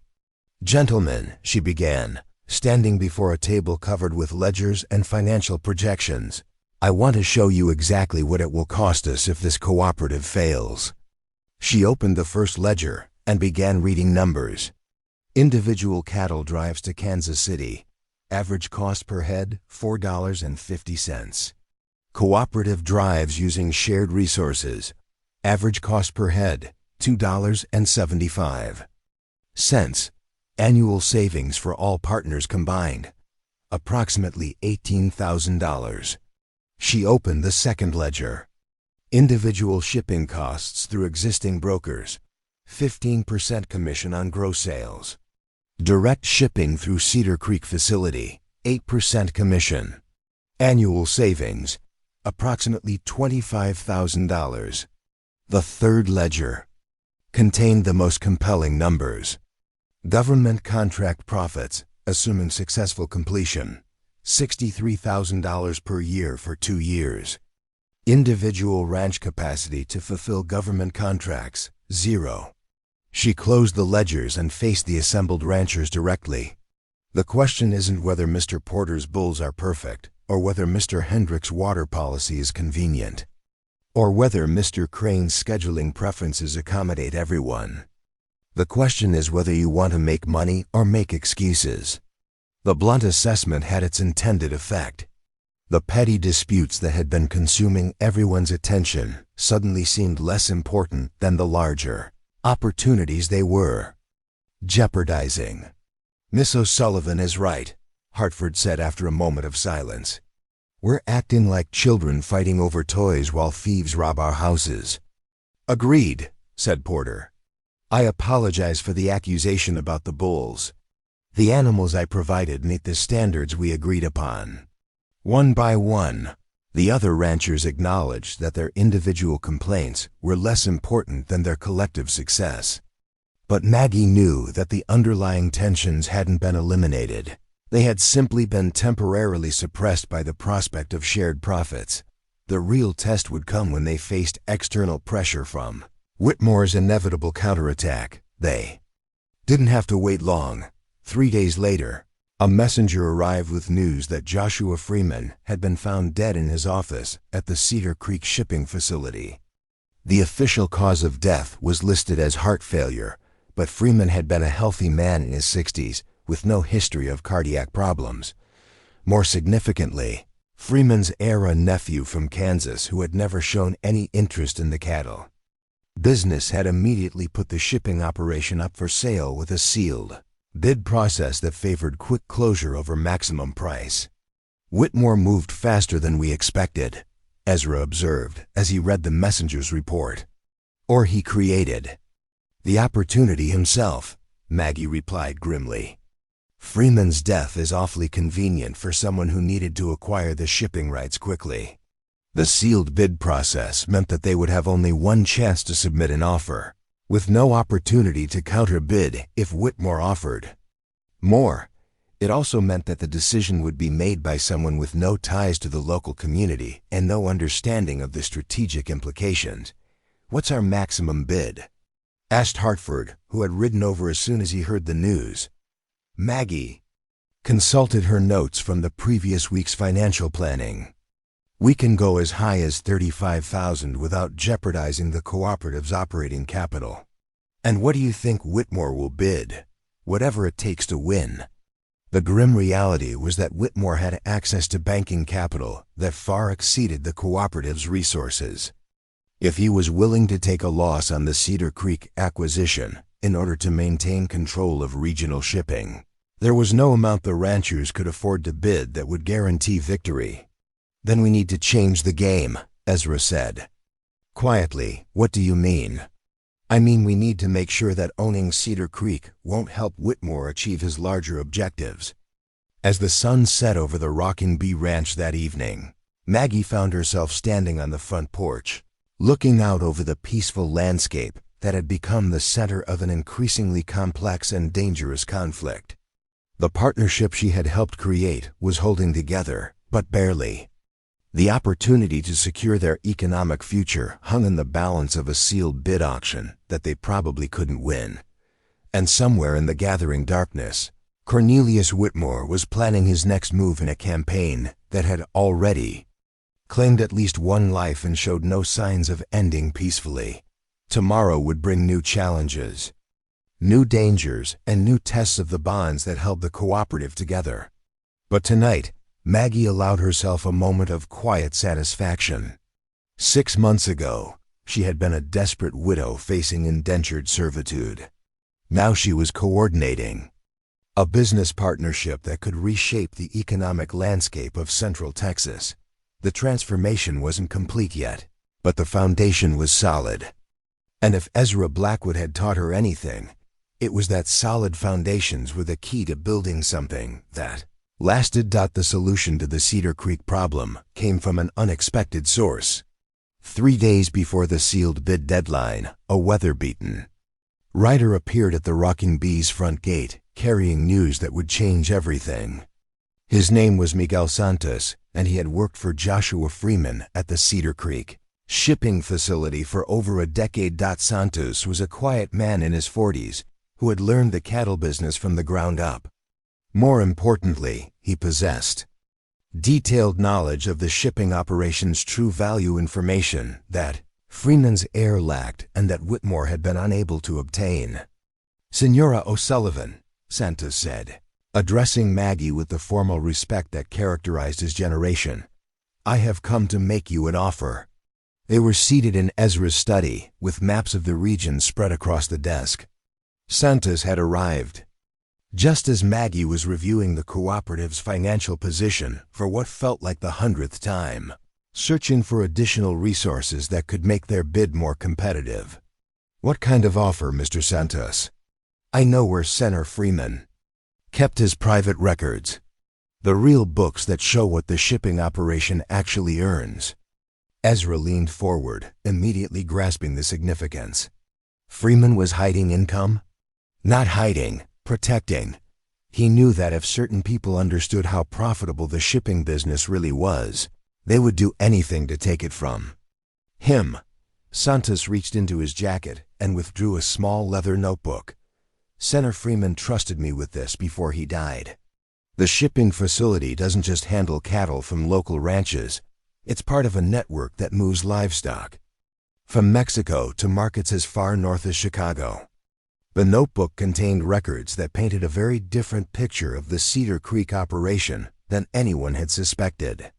Instead of the modest local business that Freeman had allowed people to believe, the facility was actually a crucial link in an international cattle trading network that generated over $50,000 in annual revenue.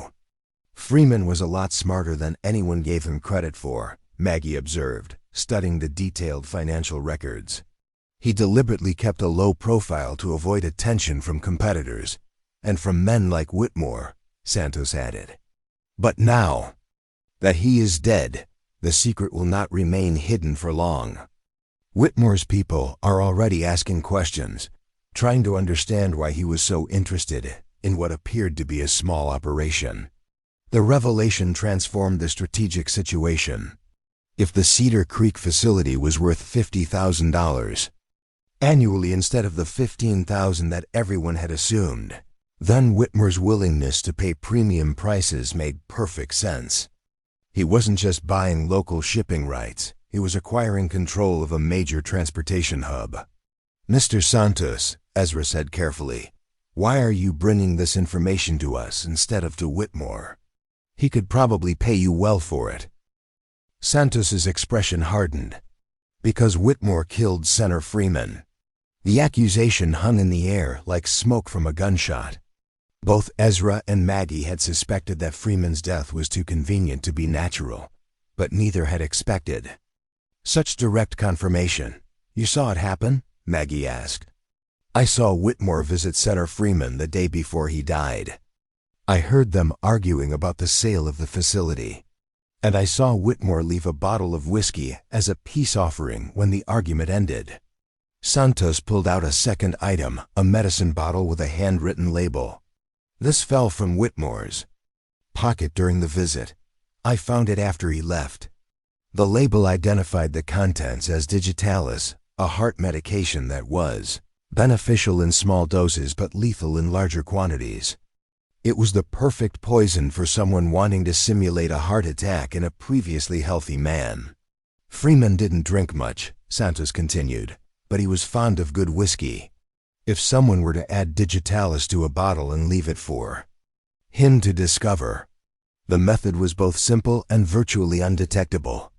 Freeman would have consumed the poisoned whiskey, thinking it was a genuine peace offering, and the resulting heart failure would have appeared completely natural to anyone who didn't know about the digitalis." "This is evidence of murder," Ezra sighed, examining the medicine bottle. "We need to take this to Sheriff Morrison immediately." "With respect, Senator Blackwood, evidence of what?" "A medicine bottle that could have been dropped by anyone, at any time." Senator Freeman was found alone in his office with no signs of violence. Even if the sheriff believed our suspicions, proving murder would be almost impossible. Santos was right, and they all knew it. Whitmore had chosen his method carefully, leaving virtually no evidence that would stand up in court. The digitalis bottle was suggestive, but it wasn't proof of anything more than carelessness. "So what do you propose we do with this information?" Maggie asked. "We use it to win the Cedar Creek facility," Santos replied, "but not through the sealed bid process." He pulled out the final item he had brought, a legal document that Freeman had signed just weeks before his death. It was a right of first refusal agreement that gave Miguel Santos the option to purchase the shipping facility at fair market value if Freeman ever decided to sell. Freeman knew that his nephew had no interest in the cattle business, Santos explained.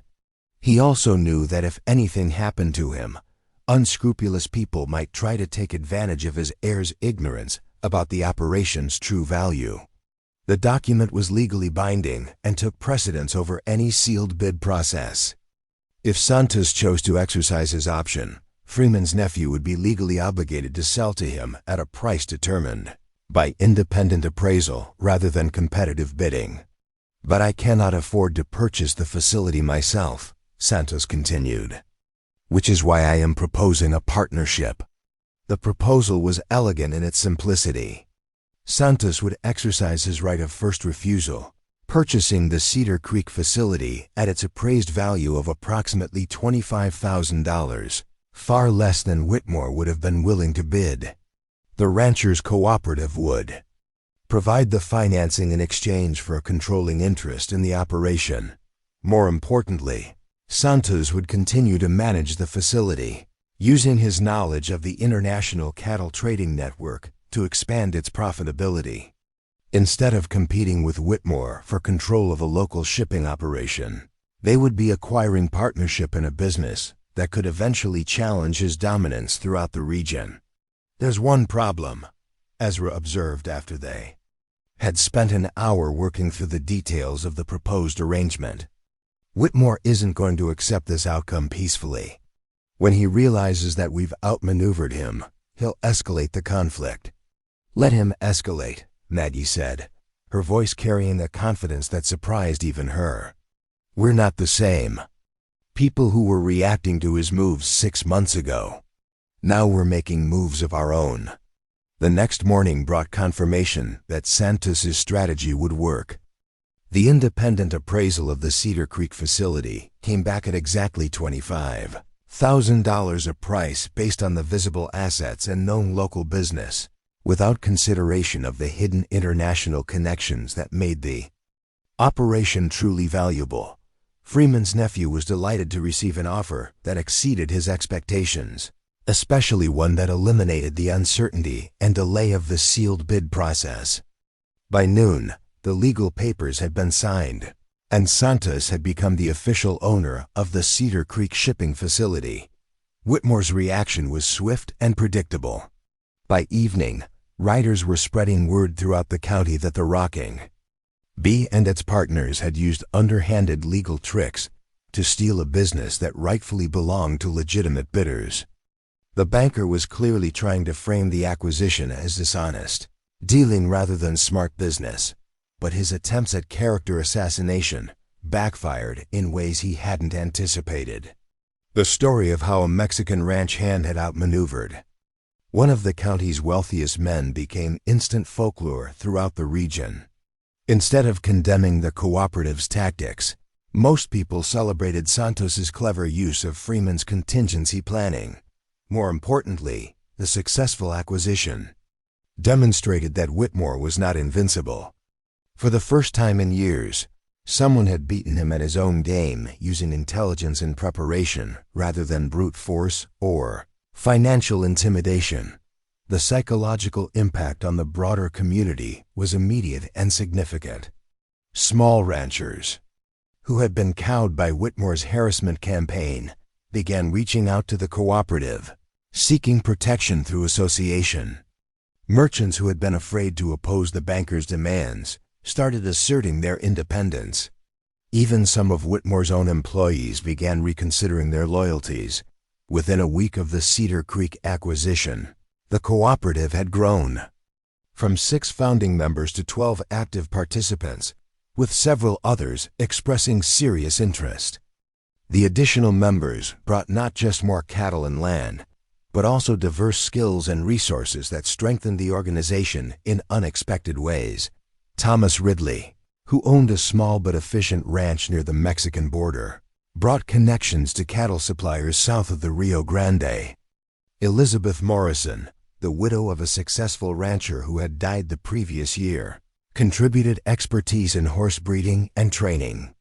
David Chun, whose family had immigrated from California, offered knowledge of West Coast markets that no one else in the region possessed. Most surprisingly, Father Miguel Cordova, the Catholic priest who served the Mexican community around Cedar Creek, became an unofficial advisor to the cooperative. His influence helped smooth relations with the Mexican workers who formed the backbone of the cattle industry's labor force, and his moral authority provided legitimacy that countered Whitmore's attempts at character assassination. "This is becoming bigger than any of us anticipated," Hartford observed during a cooperative meeting at the Rocking Bee. "We started out trying to protect our individual operations, and we've ended up creating something that could reshape the entire regional economy." Maggie nodded, but her expression was thoughtful rather than triumphant. "Which means Whitmore's response is going to be bigger than anything we've seen so far. He can't afford to let this succeed." Her prediction proved accurate within days. Attack came at dawn on a Saturday morning, when most of the ranch hands were in town for their weekly supplies and socializing. A group of armed men, later estimated at 15 to 20 riders, struck simultaneously at 3 different cooperative ranches. At the Double C, they stampeded 200 head of cattle through a fence line, sending the animals scattering across miles of open range. At the Bar T, they poisoned a water tank that served the main pasture, forcing Marcus Thompson to move his entire herd to emergency grazing areas. At the Lazy H, they burned down a newly constructed hay barn that contained winter feed worth over $3,000. The attacks were carefully coordinated to cause maximum disruption without providing clear evidence of who was responsible. The raiders wore masks and used stolen horses, making identification impossible. They struck quickly and disappeared before any organized response could be mounted, but they had made one crucial mistake: they had underestimated the cooperatives' communication system. The mirror signal network that Ezra had established after the first attempt on Maggie's life had been expanded to connect all the cooperative ranches. Within an hour of the first attack, warning signals were flashing across the valley, alerting every member of the organization to the coordinated assault. By the time the raiders approached the Rocking Bee, which was apparently their final target, they found not an unprepared ranch but a fortress, manned by 30 armed defenders drawn from multiple cooperative ranches. The gun battle that followed was brief but decisive. The raiders, expecting to face only the usual ranch hands, instead encountered coordinated resistance from experienced fighters who knew the terrain and had prepared defensive positions. 3 attackers were killed outright, and several others were wounded before the surviving raiders fled toward the county border. Among the captured equipment was a saddlebag containing gold coins and a letter of credit drawn on Whitmore's bank. The evidence clearly linked the attacks to the banker, though it was still not proof that would stand up in court. "He's getting desperate," Ezra observed as they examined the captured materials. These attacks were supposed to break up the cooperative by making the costs of membership higher than the benefits. "Instead, they've probably driven more ranchers to join us," Maggie replied. "Nothing motivates cooperation like a common threat." She was right. News of the coordinated attacks spread throughout the region within days, along with the story of how the cooperative's mutual defense system had turned a potential disaster into a decisive victory. Ranchers who had been hesitant to join the organization now saw membership as essential for survival. By the end of the month, the cooperative included 23 ranches controlling more than half the cattle in 3 counties. They had also established relationships with suppliers in Mexico, buyers in Kansas City and Chicago, and shipping connections that bypassed Whitmore's network entirely. Most significantly, they had proven that coordinated action could defeat even well-funded opposition. The psychological balance of power in the region had shifted definitively away from individual intimidation and toward collective strength. Maggie knew that Whitmore had one more card to play, one that could still destroy everything they had built: the railroad. The Texas and Pacific Railroad extension was scheduled to begin construction within 6 months, and the route was still subject to modification based on local business considerations. Whitmore had been cultivating relationships with railroad executives for over a year, promising them profitable shipping contracts and exclusive access to Regional cattle supplies. If he could convince the railroad to route their extension through properties he controlled, rather than through the Cedar Creek area where the cooperative had established its shipping hub, he could still achieve his goal of monopolizing regional transportation. We need to get to the railroad executives before Whitmore does, Maggie told Ezra as they reviewed maps showing various possible routes for the extension. We need to show them that the cooperative can provide more reliable, more profitable business than anything Whitmore can offer. That means going to Dallas, Ezra replied. The regional railroad office is there, and that's where the routing decisions will be made. It would be a dangerous trip.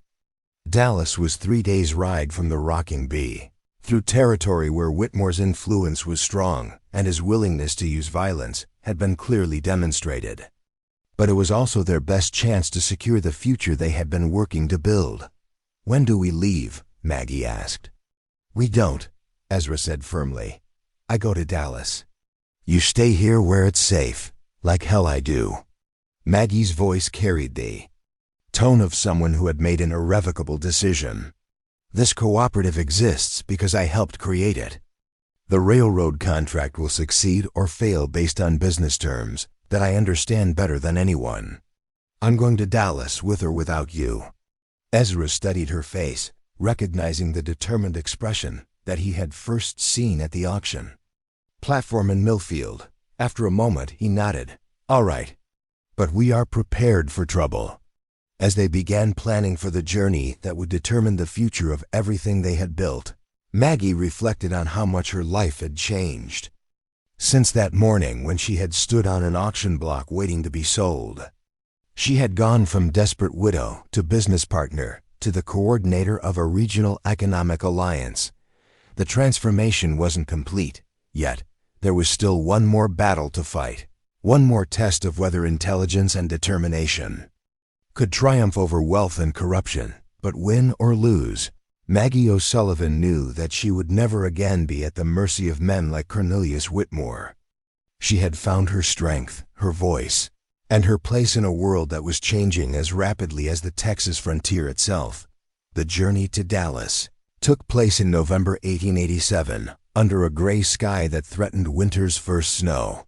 Maggie and Ezra traveled with a carefully selected escort, Charlie Moss, Jake Morrison, and Miguel Santos, whose knowledge of the Cedar Creek operations would be crucial in negotiations with the railroad executives.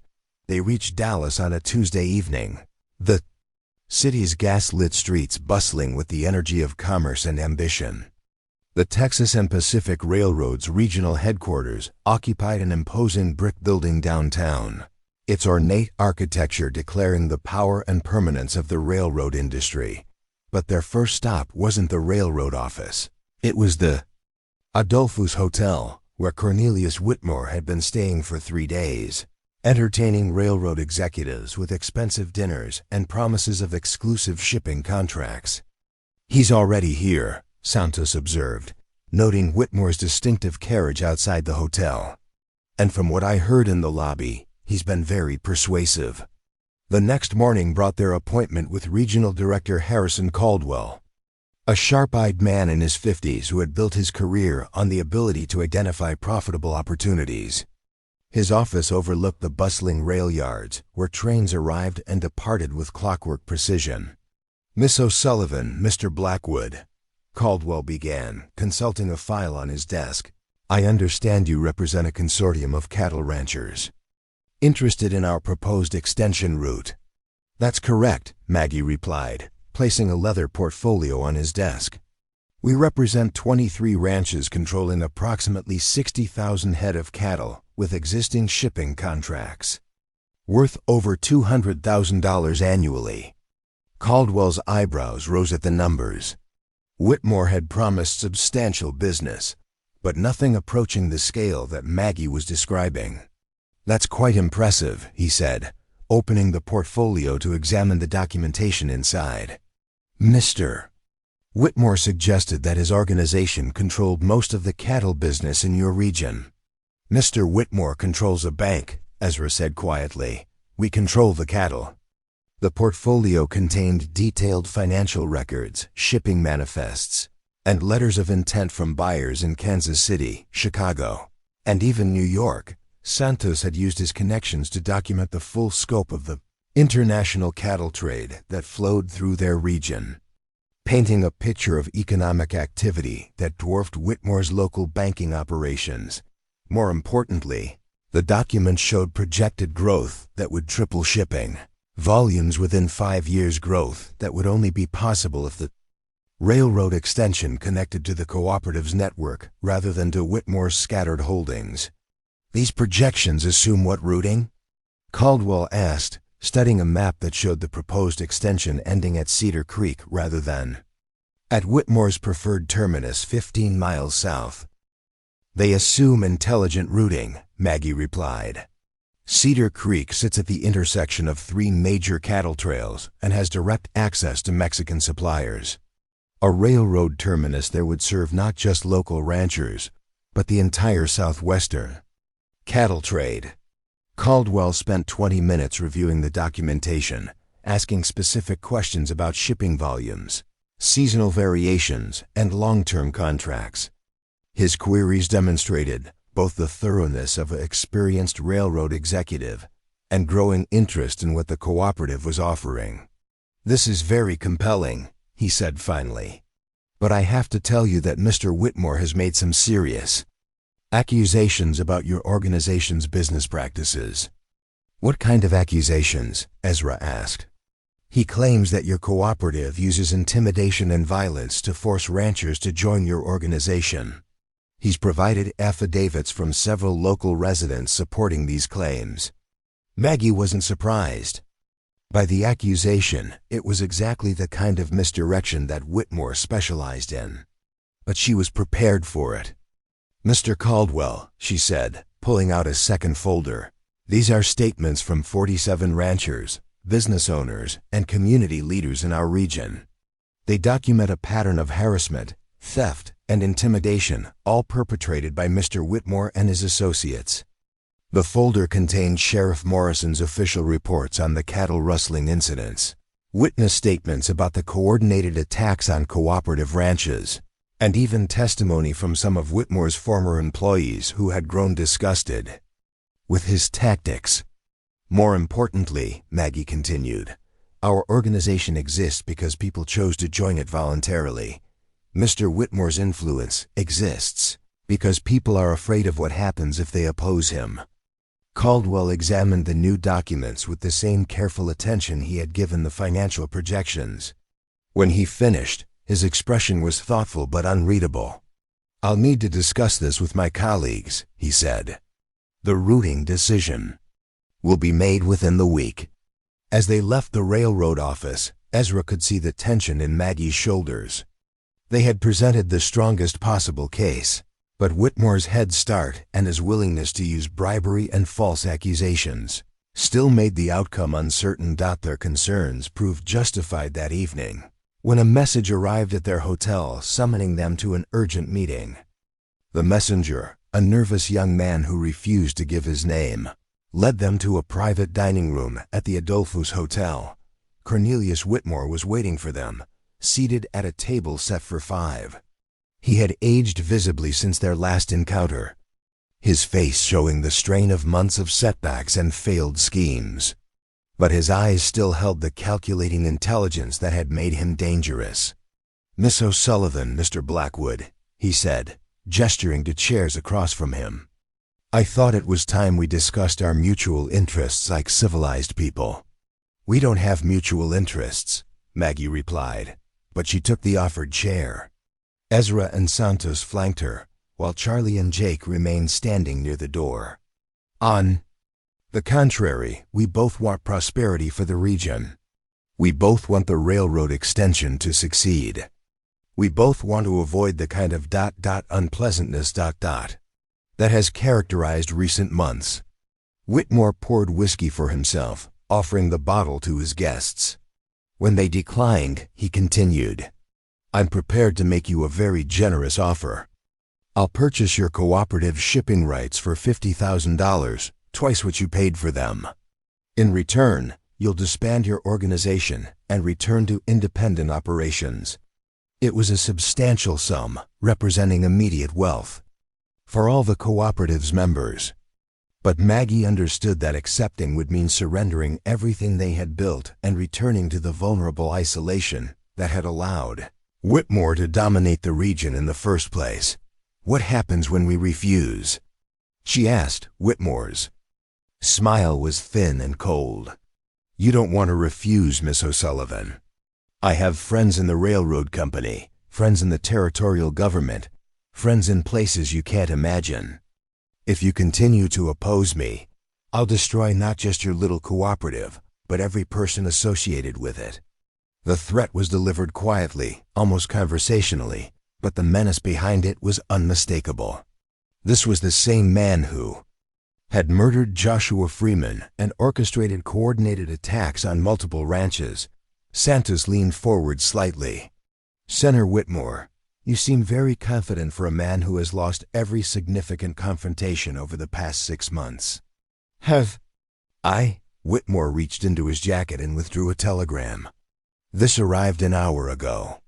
It's from Harrison Caldwell, informing me that Texas and Pacific has decided to route their extension through my properties after all." The silence that followed was deafening. If the telegram was genuine, then everything they had worked for, the cooperative, the shipping rights, the future prosperity of the region, would be controlled by Whitmore.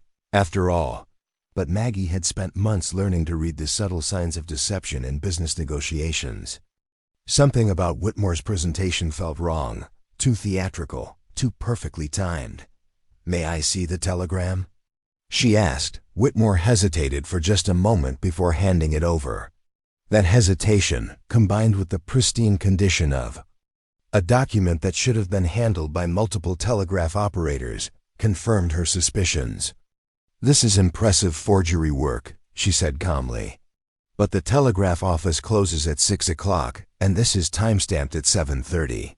Whitmore's face flushed as he realized his mistake.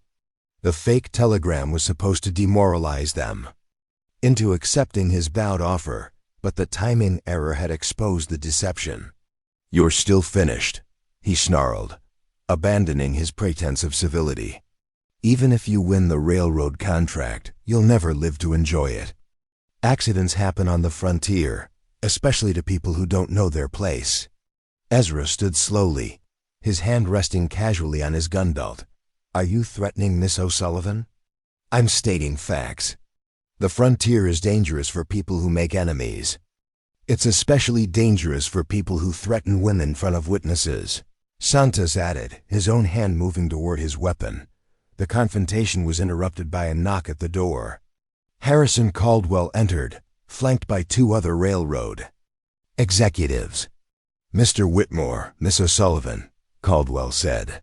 "I apologize for the intrusion, but I wanted to deliver our decision personally." The genuine announcement was nothing like Whitmore's forgery. The Texas and Pacific had indeed made their routing decision, and it represented a complete vindication of the cooperative strategy. The railroad extension will terminate at Cedar Creek, with a major shipping facility to be constructed in partnership with the local ranchers cooperative. Construction will begin in the spring, with completion expected within 18 months.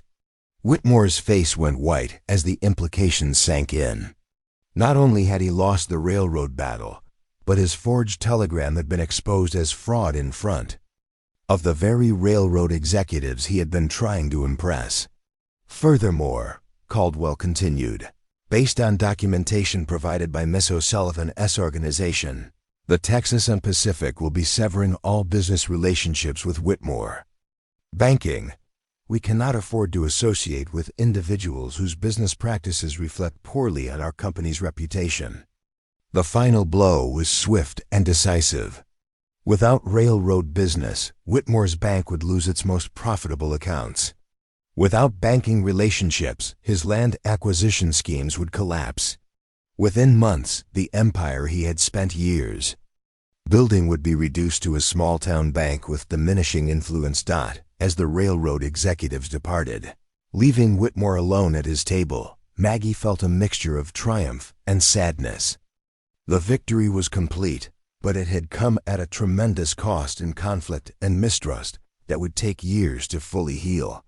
3 months later, Maggie stood on the front porch of the main house at the Rocking Bee Ranch, watching the sun set over land that stretched to the horizon in every direction. The 6 months of her indenture had long since expired, but the partnership with Ezra had evolved into something far more significant than either of them had originally envisioned. The Ranchers Cooperative now controlled shipping throughout 3 counties with railroad connections that reached markets across the continent. The government cattle contracts had been successfully fulfilled, generating profits that made every member ranch wealthy beyond their previous dreams. Most importantly, the region had developed an economic independence that protected it from the kind of manipulation that Whitmore had practiced. Ezra emerged from the house carrying 2 cups of coffee, joining her on the porch as had become their evening ritual. "Any regrets?" he asked, settling into the chair beside hers. Maggie considered the question seriously. The past year had transformed her from a desperate widow into the coordinator of a regional business empire. She had faced violence, manipulation, and challenges that would have seemed impossible to overcome. But she had also discovered strengths and capabilities that she never knew she possessed. "Only one," she said finally, "which is that it took a debt auction to find out what I was capable of." In the distance, cattle moved peacefully across pastures that now represented security rather than mere survival. The Rocking Bee Ranch had become the headquarters of an economic alliance that spanned hundreds of thousands of acres and generated wealth that would last for generations. But more than that, it had become home to a partnership that had proven stronger than any challenge the frontier could present.